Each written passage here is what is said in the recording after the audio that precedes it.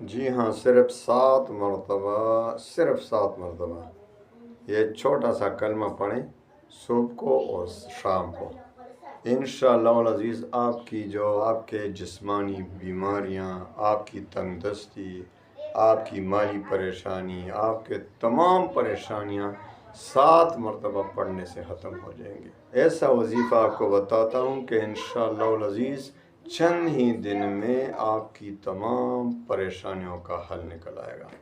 آپ کو جو بھی رزق کی تنگی پریشان کر رہے ہیں، آپ کو جسمانی بیماریاں پریشان کر رہے ہیں، گھر میں بیماریاں ہیں، خود بیمار ہیں اور آپ کو مالی پریشانی ہو رہی ہے، قرض کا بوجھ، بس 7 بار صبح 7 بار شام کو یہ وظیفہ پڑھیں اور انشاءاللہ چند ہی دن میں آپ دیکھیں گے کہ آپ کو ایسی ایسی جگہ سے رزق آئے گا، آپ کو ایسی ایسی بیماریوں سے چھٹکارا ملے گا کہ آپ کو وہم گمان بھی نہیں ہوگا انشاءاللہ۔ قرضے بھی ختم، مالی پریشانی بھی ختم، جسمانی روحانی بیماریاں بھی انشاءاللہ ختم۔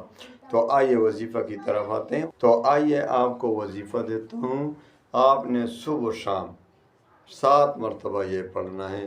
توکلت علی الحی الذی لا يموت، الحمد للہ الذی لم يتخذ ولدا ولم يكن له شریک فی الملک ولم يكن له ولی من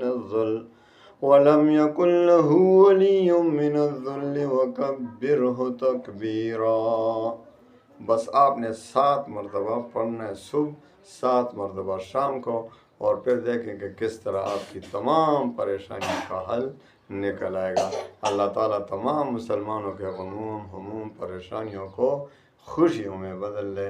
وآخر دعوانا ان الحمد للہ رب العالمین۔